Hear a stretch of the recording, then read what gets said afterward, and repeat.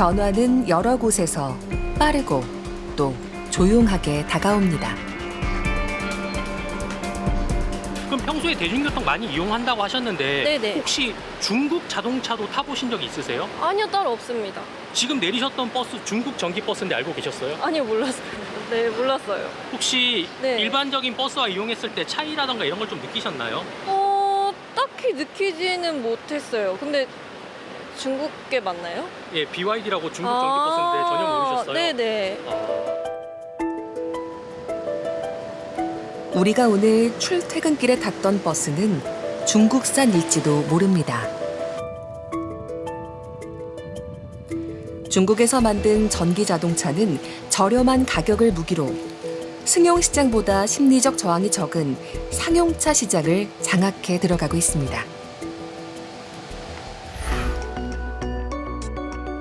2022년 우리나라에서 신규 등록한 전기버스 중 41.8%를 차지했던 중국산의 비율은 지난해 54.1%로 절반을 넘었습니다.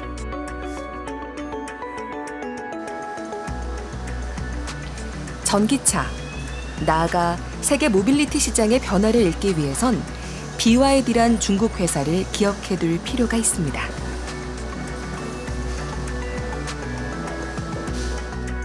신에너지 차량 1위 중국 기업이라고 할 수 있고요. 지금 전 세계적으로 봐도 지금 그 테슬라보다도 더 많이 신에너지 차량. 그러니까 신에너지 차량은 사실 그 전기차와 플러그인 하이브리드를 합친 거를 신에너지 차량이라고 하기 때문에 그 양으로 따지면 이미 테슬라보다도 더 많이 팔고 있는 글로벌 1위 그 자동차 기업이라고 할 수 있습니다. 강력한 내수 시장을 발판으로 해외 시장 진출에 나선 BYD는 태국 등 동남아시아 전기차 브랜드 점유율 1위를 차지하는 등 신흥국 시장의 새로운 강자로 떠올랐습니다.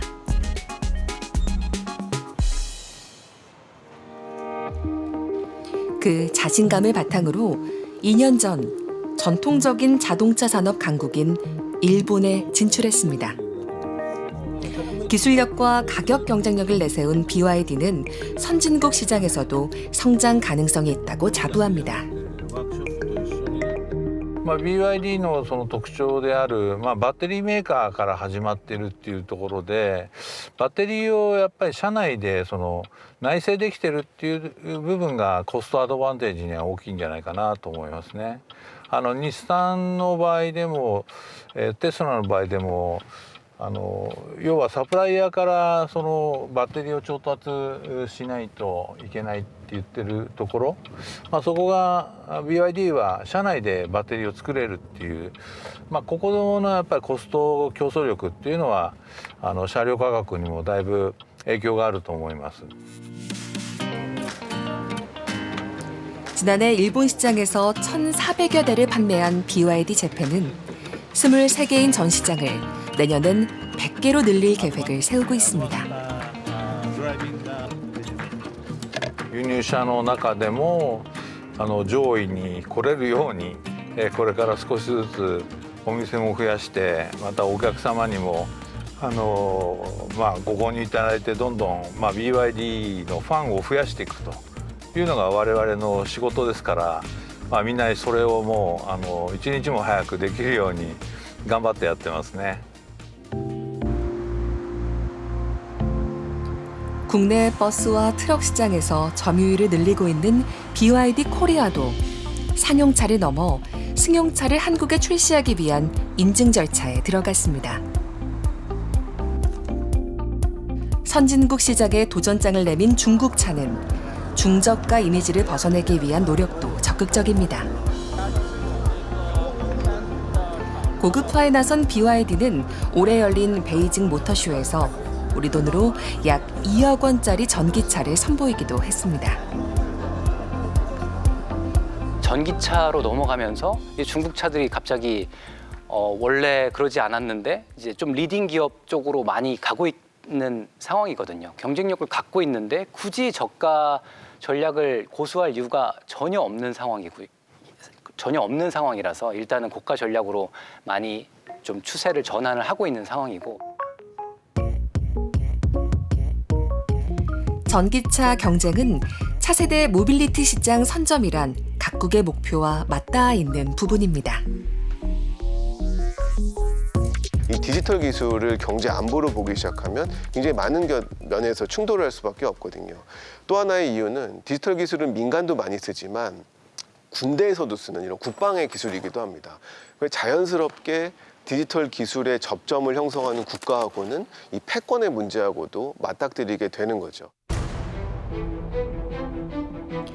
이 지점에서 미국과 중국은 전기차 수입 관세를 놓고 신경전을 이어가고 있습니다. 지난 5월엔 미국이 중국산 전기차 관세율을 25%에서 100%로 4배 인상했습니다. Where they are going to produce so much quantity of good and then flood the global markets with it threatens to create global imbalances that are not stabilizing. 我们敦促美方切实遵守世贸组织规则，取消全部对华加征的关税，更不得增加关税。中方将采取一切必要措施，捍卫自身权益。 유럽연합도 중국 전기차에 대한 추가 관세를 부과하기로 하는 등 갈등이 커지고 있지만 중국은 정부 차원의 지원 정책을 계속해서 추진하고 있습니다.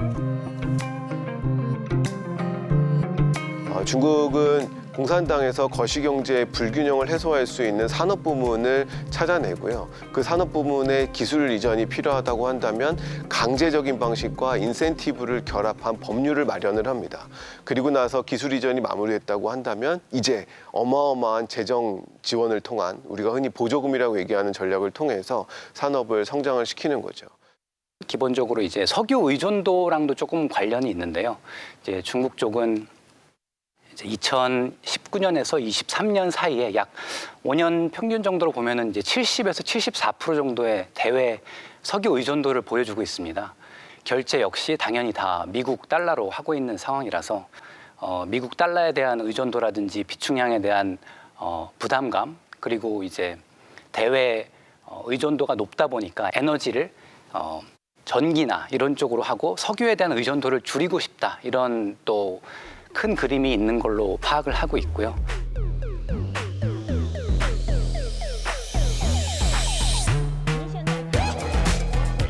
극강의 가성비로 이른바 대륙의 실수로 불리기도 한 샤오미도 전기차 시장에 합세했습니다.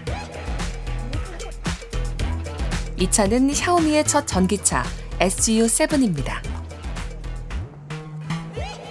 스마트폰 회사인 샤오미는 전기차 개발에만 3,000명 이상의 연구 인력을 투입했습니다.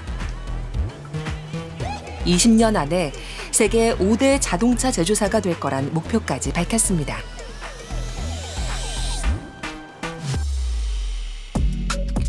국경이 무너진 기술 전쟁은 결국 누가 먼저 우수 인재를 확보하느냐에 성패가 달렸다는 전망이 지배적입니다.